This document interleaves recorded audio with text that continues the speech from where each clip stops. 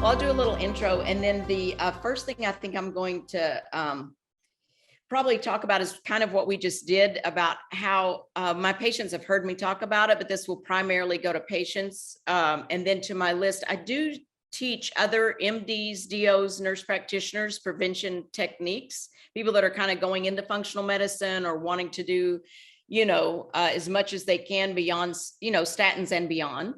Yes.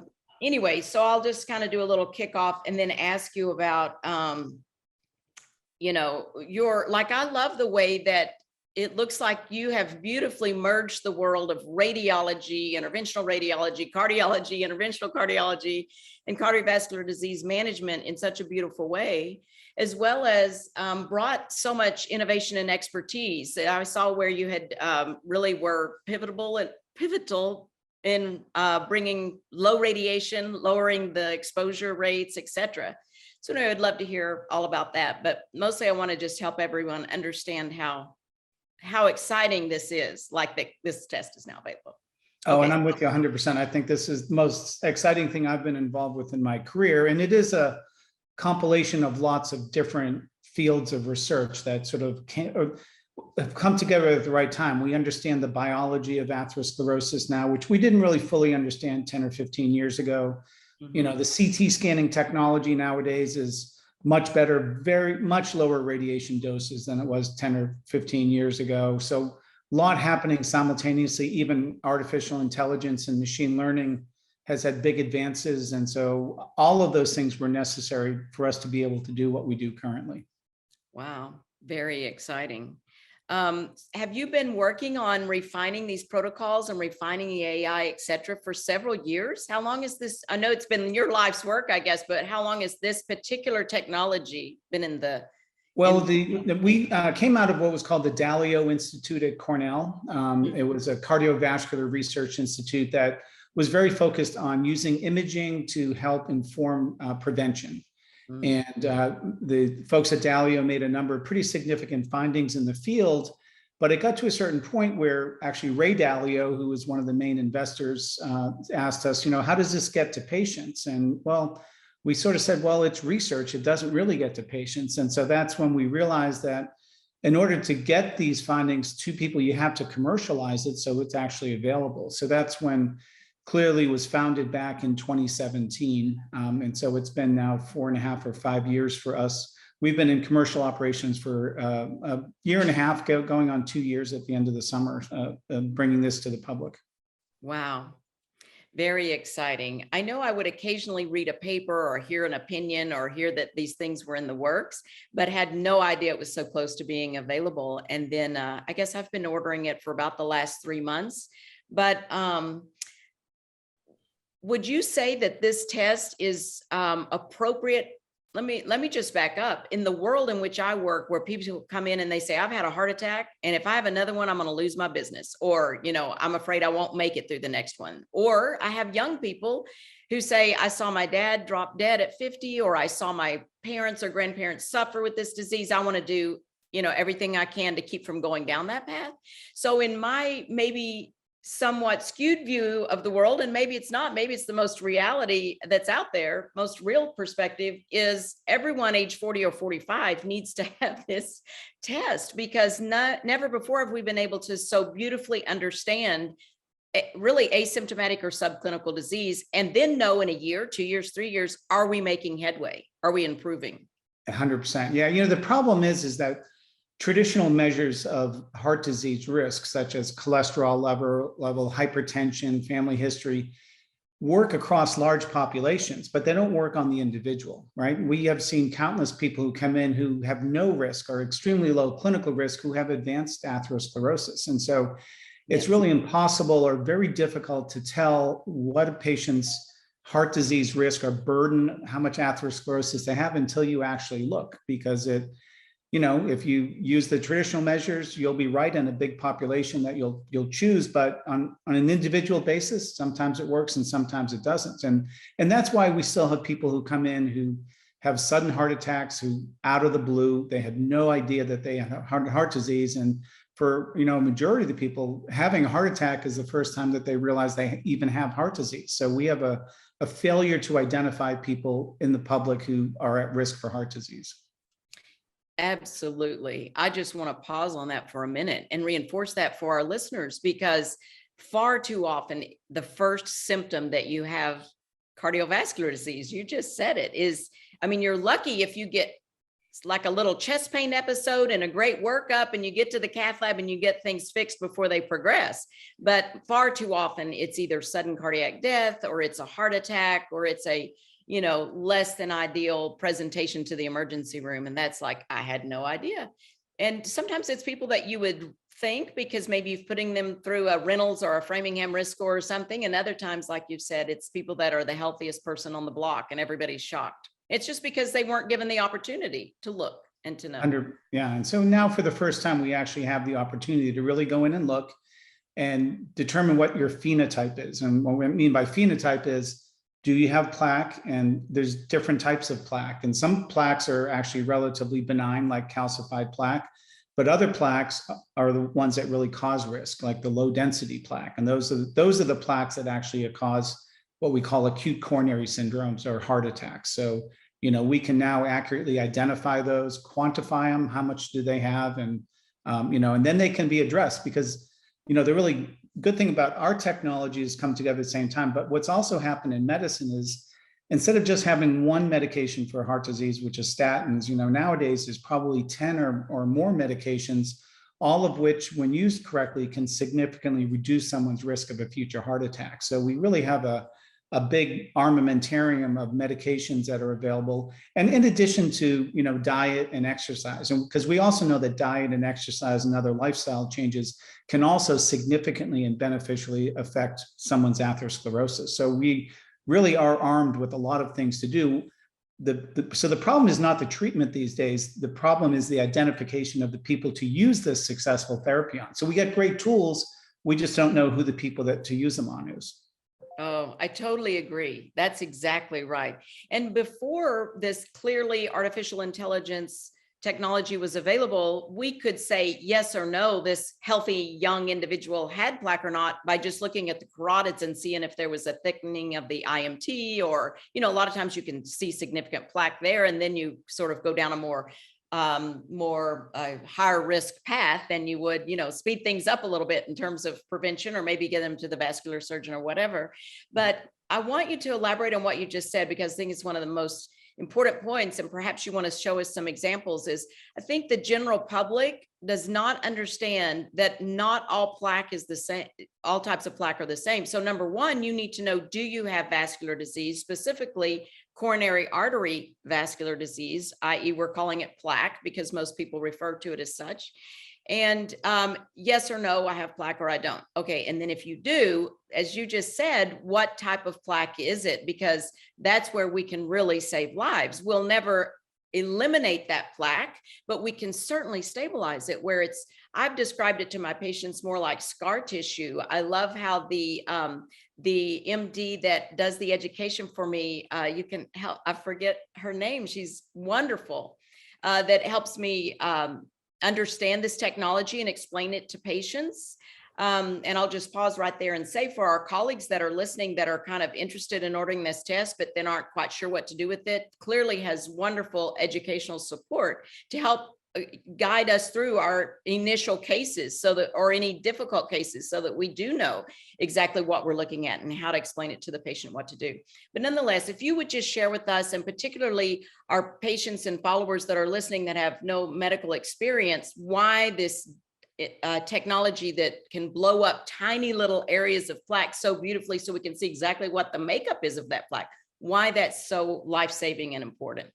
Yeah, so we sort of have three outputs that we have of our service. So we look at the coronary arteries, those are the arteries that feed the heart muscle, but the arteries that are so important if they have plaque, and if the plaque then causes an obstruction or an event. So first of all, we look for how much plaque is there, and we put that into a volume. So, we can tell you whether there's a little bit, moderate, or a lot. Soon we'll also have some population-based normals. So if you're a 50-year-old woman, and you have so much plaque, we'll be able to say you're in the 90th percentile or the 10th percentile. So you'll be able to put it in perspective to other, sex and age matched individuals.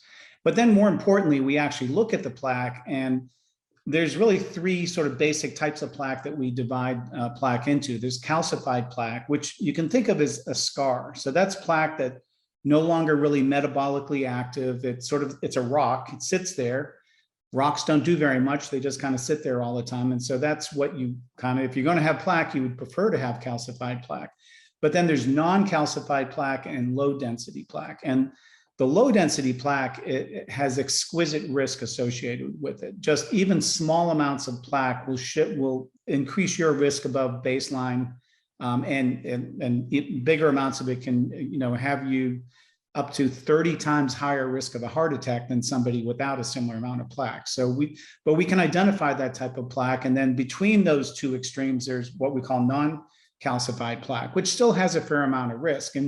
And we know that once we identify it through, intervention, lifestyle changes, diet, and medication, we can actually transform those types of plaque into the calcified plaque. The plaque, it generally doesn't disappear. In some cases, we see maybe a 30% reduction in the overall volume, but sometimes we see dramatic transformation of the risk plaque into the stable plaque. And that's what ideal therapy is. It doesn't happen overnight, but generally, within a year of somebody on the right type of therapy, we can see significant changes.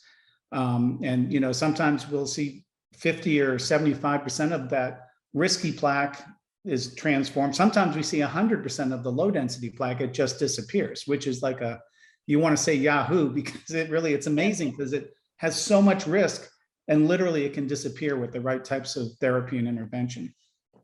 Wow. So exciting. So exciting. Have you ever recommended, or would you ever recommend that an individual, for example, that would fall into a category such as that, quite a great amount of dangerous plaque, repeat the test before 12 months? Yeah, that's a great question. Studies have shown, if you look at the Evaporate trial, which Matt Budoff did at UCLA, they found statistically significant plaque changes at 9 months in their study. So that would probably be the earliest. We are working with the American College of Cardiology to have some recommendations for when do you look again, because it's not just diagnosing it. What you want to do is diagnose it, put the patient on the right therapy or intervention, and then you want to check it down the road to make sure it's correct. Because just because you get on a diet or you lose weight or you're on the right medication, honestly doesn't mean that you're changing your plaque in the right way. We've certainly seen people who continue to build up their plaque during that period of time. So what you do then is you look down the road and then you change it. You might have to intensify the therapy one way or the other. And we would advocate doing that until you stabilize it. So there are some recommendations based on the stage, how much plaque there is, and it would be between 1 and 4 years of follow-up. So, that someone with very little or no plaque probably doesn't need a follow-up for 4 years. Most people, it's 2 or 3 years, but occasionally someone with the highest amount of plaque, which is only about 5% of patients, we would recommend an annual look until it stabilizes, and then you can stretch it out after that. Okay, great. And I've ordered this on several of my patients and had it myself as well. I recently ordered it on my first patient that has a stent, so I'm anxious to see what that looks like. Haven't looked at that yet. And then I have yet to order it on someone post-bypass graft surgery. I'm assuming that's very helpful as well. Well, unfortunately, we're not approved for post-bypass. So we do it on a research basis, but we don't do clinical bypass graft patients. And then unfortunately, our FDA approval does not allow us to report the stents. You can see the stents on the images, but we don't report either plaque or stenosis within the stents. And that was just because in our FDA application, we didn't have enough patients to justify that. I see. Okay. Great, helpful information. I suppose this will, in your opinion, I guess, or your experience, probably never be a direct-to-consumer type test because of the beta blocker that might be required for the heart rate and the contrast dye, and then mostly the intense need for making sure the patient understands what the findings are and gets the appropriate follow-up. Yeah, we don't have any direct to consumer. In order to do a cardiac CT, there are, generally people need to take what's called a beta blocker to lower the heart rate to make the pictures better. We also generally will administer a small amount of nitroglycerin to help dilate the arteries. So we do prefer to have a provider in the pathway to advise the patient, and the contrast that's injected during the study in cases where people kidneys aren't working well may be contraindicated. So it's always better to go through a provider who's educated on those limitations. I mean, the vast majority of people can safely get a CT, but there's a small percentage of people that there are some contraindications, which is why we advocate going through a provider. We can certainly help people who want to find somebody who is knowledgeable about our test and can order it for them. We probably have resources we can share some of those depending on where people live, but we're not a direct to consumer at the moment. Yeah. Okay, great. And would you say that for our colleagues that are listening, I think there's probably several that would say, oh, I hope like if they're in primary care, or if they're in even a functional medicine or prevention focused practice, perhaps they're thinking, I hope I can find someone in my area to collaborate with that's ordering this test. What I'm saying when I am providing education for my colleagues is I think this belongs in the primary care office. I think it belongs in the nurse practitioner clinic. I think it belongs where there are people at risk. And as we've already said earlier in this conversation, that it's people in their 40s and 50s that may look just fine, but have a family history or whatever. So if you would comment on that a little bit. I think initially, I would imagine it was primarily cardiologists, I know, and radiologists that have done the work and the research and partnered, technology, of course, to make this happen. But now that it's so well refined, how do you see this really getting to the masses like it needs to? No, you've hit the nail on the head. Cardiology has for many years been focused on the symptomatic patient with possible obstructive coronary disease. So that's when people, start to experience a lot of things. And certainly once you're at that point, you need to do stress testing, you need to do a cath, et cetera. Nobody's going to advocate that that's a primary care patient, right? But the reality is the vast majority of patients who have asymptomatic coronary atherosclerosis can easily be handled by a primary care physician, right? Once you identify someone who you think may be at risk, you can image them. Probably 85 to 90% of those patients that we image in that situation, that is someone asymptomatic with risk, even people with early symptoms can still be handled in the primary care setting because we can prove that they don't have any obstructions. We can prove that their burden of disease is something that can be managed medically and does not require, more advanced care. So because we have made that observation, we've also designed our outputs, our reports to be relatively simple. You get a couple of numbers, how much plaque there is that can then be put into stage 0, 1, 2, or 3. We can tell you whether there's a stenosis of 50% or higher. And so it's quite clear, which direction the patient needs to go in. Ideally, there's no disease, and the patient can get reassurance and or maybe do guideline-directed therapy for their high cholesterol if needed. The vast majority of people are in the middle. They have early atherosclerosis that's non-obstructive. That's a point that you have a great opportunity to intervene and reduce their eventual risk. And then we have that very small percentage at the end who have obstructive disease or very advanced atherosclerosis that's probably meant to go to a cardiologist. But, depending on which cohort you look at, that group is only about 5 to 15% of most people who come to us. Wow, fantastic. So it brings an entirely new level to risk stratification, because really we're not risk stratifying based on risk factors. We're actually risk stratifying based on disease and the types of disease.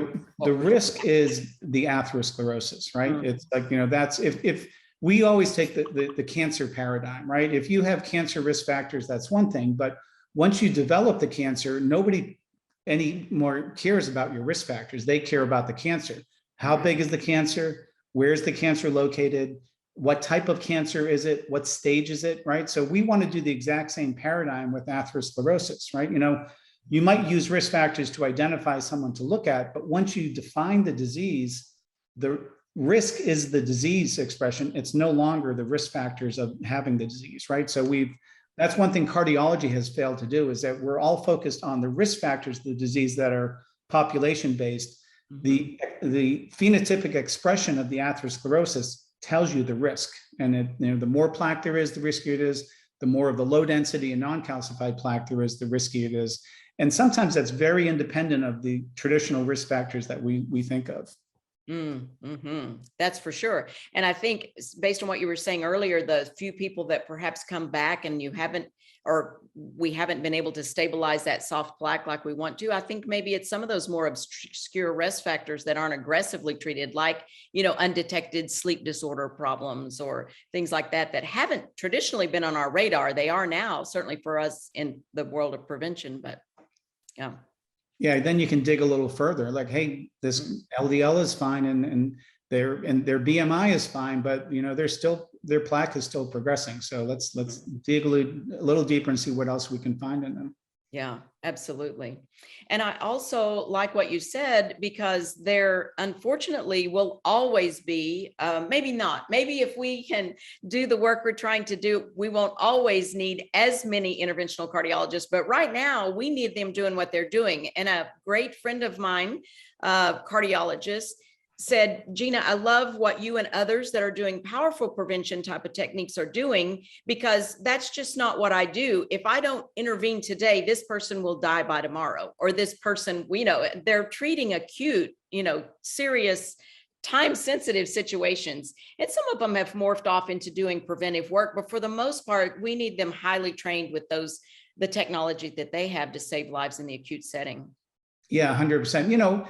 In the very long run, if we're successful and we broaden the base of the pyramid and we look at lots of people earlier on, I think initially as we do that, I think the interventional cardiologists will get even busier, because we'll find more people out there that actually have advanced disease and they'll need to be treated. But after 20 years of doing that, if everybody's looked at early enough in their life and they're treated, maybe there would be less requirements for them. And I think not everybody would be happy in that situation. I mean, heart disease is still the #1 cause of death in the United States. More people die of heart disease than die of all cancers combined. And, yes. Not a lot of people understand that. It's almost like heart disease has bad PR, that people don't, and people even make fun of it. You go to a restaurant and they'll have a heart disease hamburger, right? Because they think it's funny that you're eating so many terrible things at one time. But the fact is 700,000 Americans die of heart disease every year, despite all of the advancements that we have in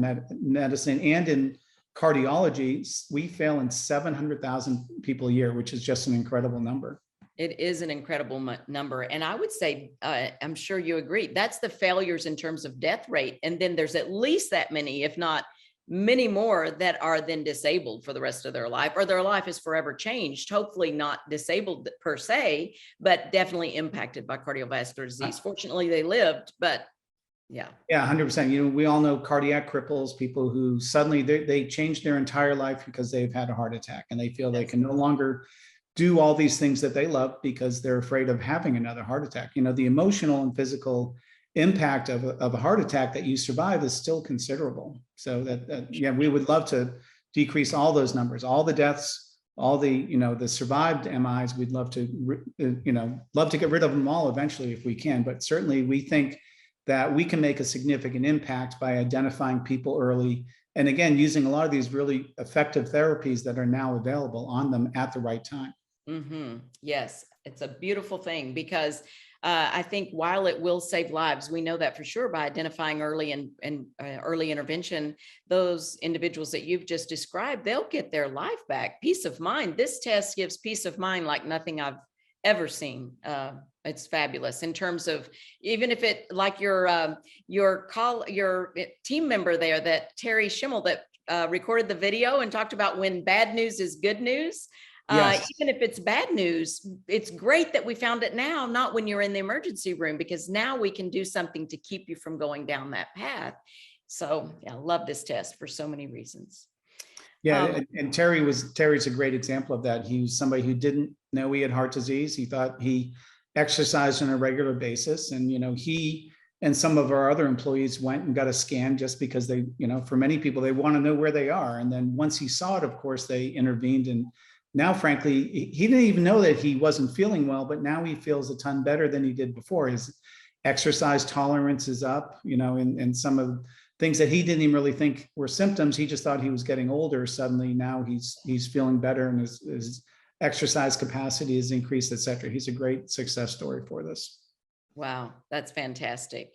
And I do get, his little bit of hesitancy, like when he was talking to his wife about, well, whatever we find, it's whatever we find. And I've just bebopped in there to get mine, because anytime I recommend something to patients, I try to be the first one to sign up to get it myself, so that I know what the experience is like. And because I don't want to recommend anything that I wouldn't do myself.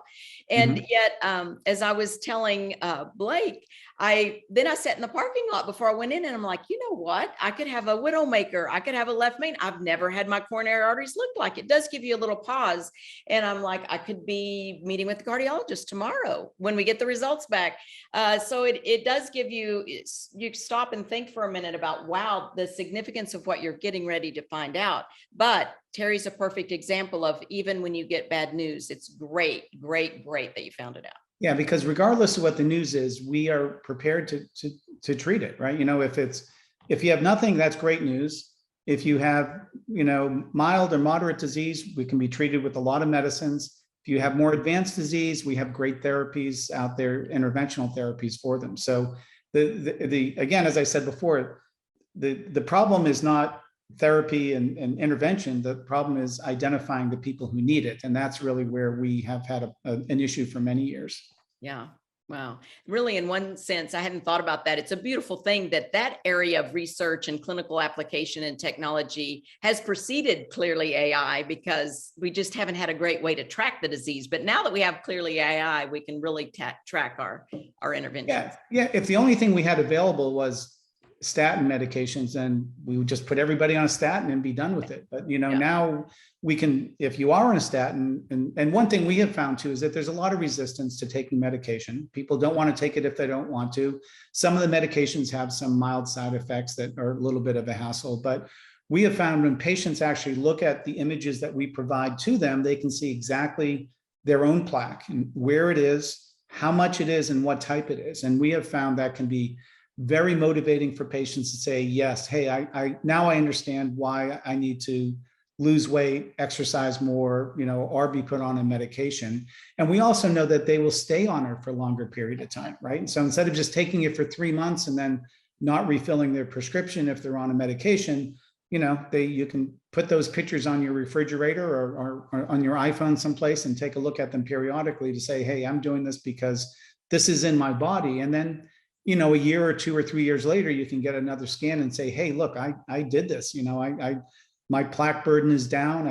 I've transformed my plaque from dangerous plaque into not, more stable plaque. And those are, I think, from the patient's perspective, it can be very satisfying, very motivating to make informed decisions in their therapy, and to also understand where they're being successful. Oh, I agree. Absolutely. I think that's a great idea. Put it on your refrigerator or your bathroom mirror or whatever you need to do as a reminder every day, because, we've talked to patients a lot about, and the general public a lot about, how all we have had before this to track is your waist size getting smaller? Is your blood pressure getting lower? Are your lipid numbers looking better? All of these things. And perhaps is your sleep study getting better? Like we mentioned earlier, if we're finding an airway or sleep disordered breathing problem, etc. But all of that really are the risk factors, and it's external. But every year or every 3 years, whenever we're getting a follow-up, to now be able to see that what's going on the inside, incredible. Yeah, no, absolutely. And then, if you need to change your therapy at that time, that's an opportunity. You're making an informed decision. It's not random. And if you change it, or if you're lucky enough, you can even de-intensify therapy at that point. If you've headed in the right direction and you've converted some dangerous plaque into stable plaque, it may be that you can, lower or reduce whatever therapy you're on. Yes, that's exciting as well, right? Because, people, if they are resistant to statins, they're certainly resistant to high dose statins, which have their place. But yet, if we see that we've really made headway, then perhaps we could lower a little bit, or whatever the wise thing is to do. But you're right, we want to minimize the use of things that we can, things like that, but we want to maximize their use to our potential, again, to save lives. You want to maximize their use in the patients that need it. And if you look at the current system, it doesn't really identify all of the people who need it. And some people wind up getting medication who may not need it, or other therapies. So we think of this as precision personalized medicine, right? You're going to be treated exactly based on what you have in your arteries, as opposed to, we know if we treat a population with so much that so many of them are going to improve. So it's precision diagnosis and therapy, but it's on a very personal basis. Yes, fabulous.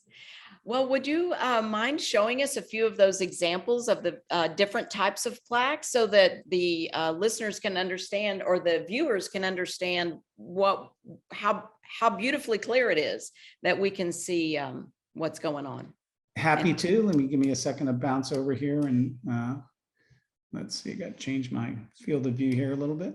And while you're looking, pulling that up, is there any future aspirations to look in any other arterial beds with the artificial intelligence? We would like to expand into the carotids, and we have some research that we are currently doing, looking at the carotids. It's the same technology. You look at the type and the amount of type of plaque that's there, as well as whether there's stenoses there.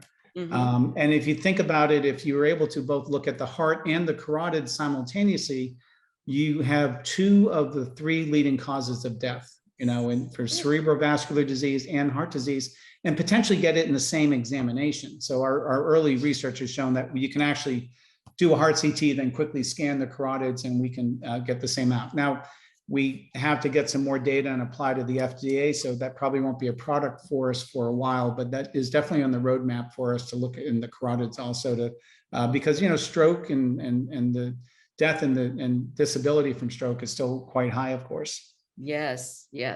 Wonderful news. So here I can show let me just find a good case to have an idea. So this is the software that it uses 6 different machine learned algorithms to analyze the CT scan, and it segments out all the coronary arteries, which you can see here. Mm-hmm. And if I jump over to the left on this gentleman, so we're looking at the left main coronary artery going into the left anterior descending. So these are the biggest arteries coming out of the heart. And as you come over here, I'll show you what it looks like in cross section. So here we've sort of bread sliced it into cross section. So the yellow stuff here is non-calcified plaque. The blue stuff is calcified plaque. And then these little red plaques are that low density plaque that I talked about earlier. So as we scroll up and down, you can see that there are a couple of deposits of that red plaque. So this red plaque, which is also called low density plaque, clearly has the highest risk to the patient. On the CT scan, it's actually the darkest plaque, and it's dark because it contains liquid cholesterol and triglycerides. And what happens if inside the circle here, the purple line, this is the inside of the blood vessel that we're showing longitudinally here. So that's where the blood is flowing. The plaque is built up in the wall here. If this ruptures into the vessel, this is what causes an acute heart attack. So what happens is, if the blood is exposed to the liquid cholesterol in here, immediately a blood clot forms within seconds or a minute. And this is what causes an acute coronary syndrome. You're walking down the street, you're playing basketball, you're even watching TV, and when that red plaque is exposed to the blood, clot forms, you can cut off blood flow to a large part of your heart muscle, and that can cause an acute event. So that's why, and we see great success in actually with therapy, getting rid of that type of plaque. So if you put the patient on good therapy, in a year or 2, that plaque can completely disappear. We have many examples where we can successfully get rid of that. We also have lots of examples where we take the yellow plaque, here, which is sort of turns out to be gray when I take the color off, and we convert it into the calcified plaque, which you see here. And the calcium, it's a scar, you don't really want to have it, but of the 3 types of plaque, that's the one you want more of. So, we convert the plaque that can cause acute syndromes into this more benign plaque that, it causes very little problems. And we can even track it over time. So we do have ways of, we have several reporting tools. I'm happy to show you that if you look at this case, we have a PDF format that can go back to the patient. And the patient, this is what they can, I'll show you the provider report first. For the providers, we sort of a summary of the data. We don't believe that, the primary care providers, or frankly, even the cardiologists, will actually read or interpret those images. That's our job as imaging physicians. But we provide a report that has a summary. Here we see the total plaque volume in this patient was 566, which is pretty high, puts them into the upper quartile probably for their age. We do see that we get some of that low density, that most dangerous type of plaque. And, in this case, there were, fortunately for this patient, even though they had that plaque, there were no stenoses. So this patient probably didn't need a stress test. And if they had a stress test, it would be negative. But what they really need is some therapy. They need therapy to transform that plaque.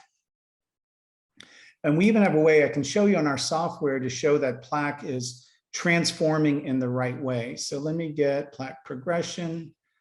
Sorry, I have a here we go, plaque regression follow-up exam. So we do have part of our software. If you have a patient who's had a prior study, we have a compare feature that you can see here. So on the left-hand side, you can see this patient had a scan in 2017. They're on therapy for about 17, 18 months, and they came back.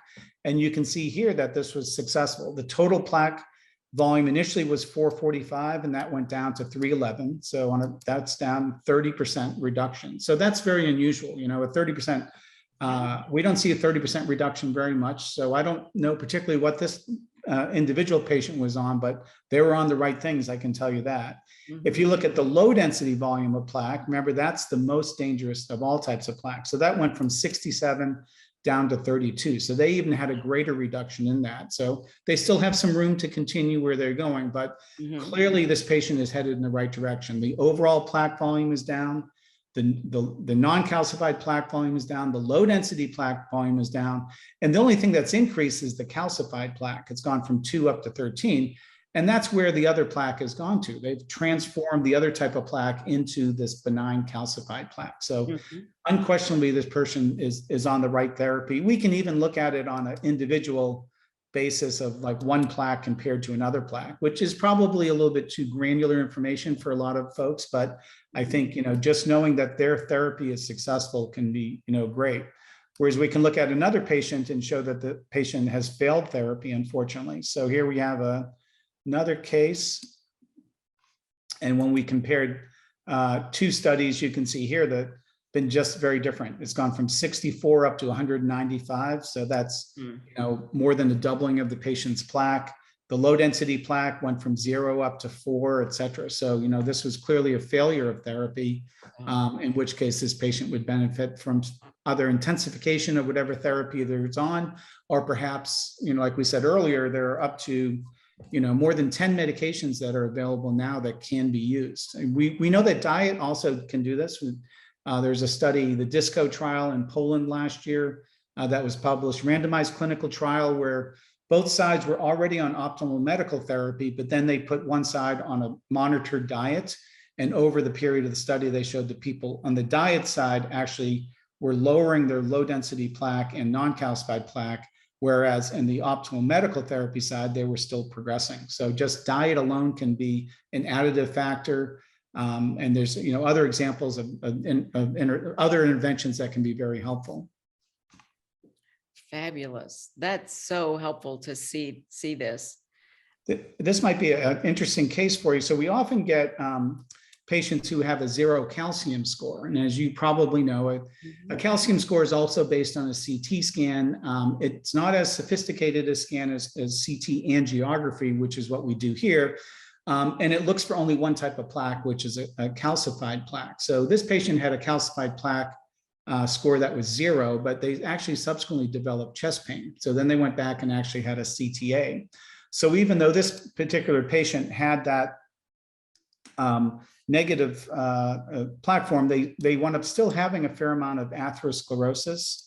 Sorry, I was showing you the wrong vessel. So even though they had a 0 plaque, which has a 10-year risk that's very favorable, this is the gentleman's left anterior coronary artery. You can see there's a huge plaque here. Yes. And a significant narrowing. So look at the diameter of the vessel here. Look how narrow it comes here. Not only is it narrowed significantly, but he's got quite a bit of that red plaque, the low density plaque that we saw earlier. So, just because someone has a 0 calcium score doesn't mean that they don't have plaque.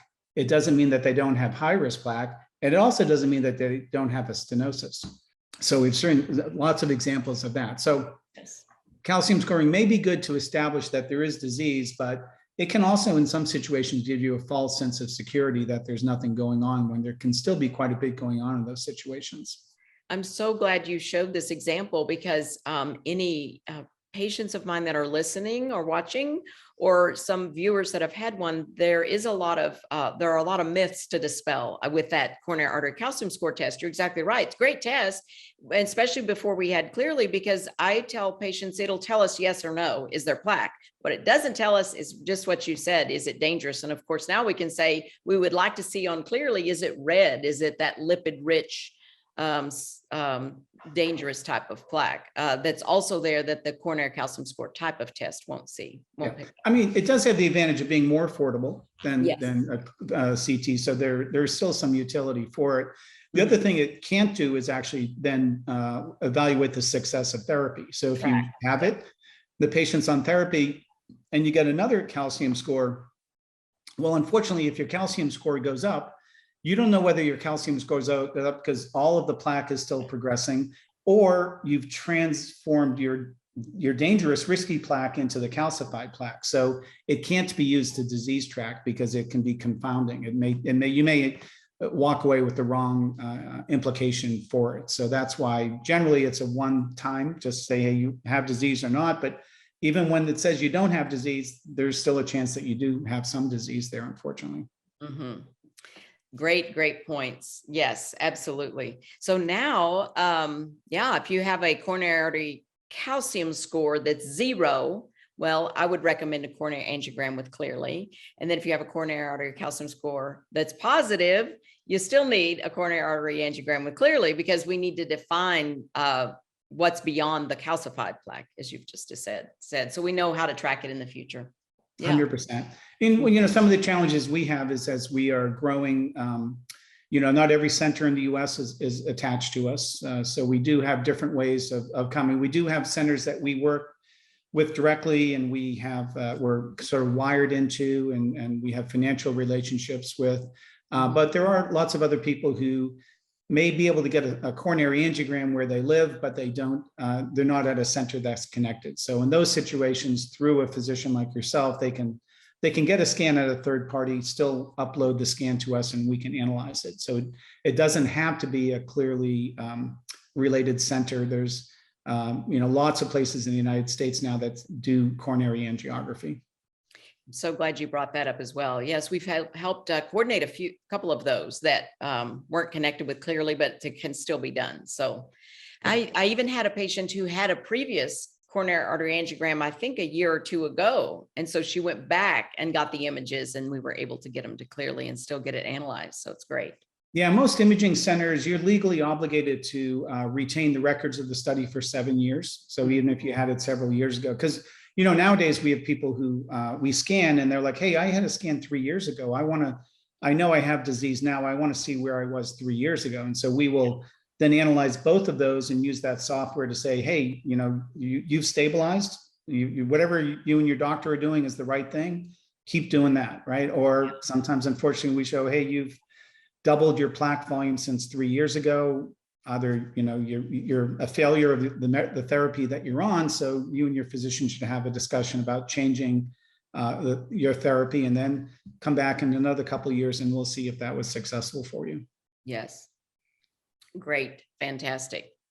So I want to reiterate to all of our colleagues listening to please don't just click to the next video and say, oh, that's great. I hope somebody's doing that. And really think about offering this to your patients, because primary care, family practice, nurse practitioner clinics, PA clinics, this needs to be offered on a wide scale, with wide scale access across the United States for sure, and world. Do you have anyone sending in scans from outside the United States? We actually have a number of very large research studies across the world. We have one called Confirm 2, in which we're involved in, I think, 22 studies worldwide. On commercial basis, that we're only active in the United States currently, but we are looking for CE mark approval in Europe and Japan. So we do certainly have plans to operate internationally on a commercial basis, but currently it's all research. Fantastic, fantastic. And for those who are listening who are not our colleagues, definitely write down cleerlyhealth.com. Is that the website? Cleerlyhealth.com. Mm-hmm. And Cleerly is spelled CLEERLY, cleerlyhealth.com, to learn more and to look for under the, there's the location utility on the website to find a location near you, or seek out this test by asking your physician, your nurse practitioner, your PA, to please order it for you. And then, as you said, you all apparently at Cleerly have some resources. If they can call there if they need help locating someone, or can call my office, of course, and we'll help them as well. What other key points would you make, both either for our colleagues or for the general public, or people with coronary artery disease, that perhaps we haven't touched on? Well, I think that, we need to all understand that it's the largest killer in the United States, and most people don't know what their own personal risk is. And we've had a failure of identifying people with early disease. So I think that, this provides a mechanism for knowing what your risk is. I think hardly any of us don't know somebody who just dropped dead of a heart attack. I myself, I had a 52-year-old brother-in-law who was an orthopedic surgeon, father of 4, was probably the most fit person I knew, did everything correct, rode his bike 300 days a year. And he got out of bed one morning and unfortunately suffered an acute coronary syndrome. And he never would have been the person that would have been worked up using traditional methods. He didn't have chest pain. He didn't really have risk factors of disease. So the system as it exists would not look at him. But had he had a Cleerly and a CT, in the months or years prior to that episode, there's a very good chance that never would have happened, because he would have been identified and put on the right therapy. So, and as my colleague Terry said, it's scary to find out, but, once you find out, there's lots of good things. We have the right therapy, lots of options for the right therapy, lots of options for individuals. You just need to find out and do it. I couldn't agree more. Absolutely. Thank you so much. It must be very fulfilling for you to see this come about with all your years of work and sort of merging the worlds, as we started this conversation in the beginning, merging cardiology, interventional cardiology, radiology, the MRI, the CAT scan, like which technology are we going to use? You've lived through the history of all of that and really been an innovator. So I congratulate you. Thank you. Well, we've been able to take it from being something that was intellectually curious and fun to do to, hey, we really will and can change the world using this technology. And that's what we want to do. We can actually save lives and not just write papers and not just make, an additional income. We can really make a difference. And that's what we're very passionate about at Cleerly. Oh, that's fantastic. That's exactly right. So those patients that are listening, or people who've heard me get crazy excited about this test, now you can see why. That paragraph that you just said really sums it up. We can really change the world and save lives. And I look forward to the day when we can see that number of 700,000 deaths a year and even more people that are presenting to the hospital. We can see those numbers start to lower. And that's really possible now using Cleerly AI. Yeah, I'm 100%. I'm convinced that if we use this technology judiciously and in the right people, that we will lower that number and think about how many lives then that'll affect. Because it's not just the 700,000, it's all their children and wives and husbands and mothers and fathers that you affect too. So we really do believe that we have a great opportunity here to make a great difference. Yes, absolutely. Thank you so much for your time today and for your wisdom. and sharing your expertise. I appreciate it. It's been a delight to get to know you and to share your information with all of our viewers. Well, thank you. Same here. I thank you for your faith and your early adoption of our technology. It's always wonderful to work with people who believe in the same things that we do. And together, we're going to make a difference. Yes, yes, we are. Very exciting.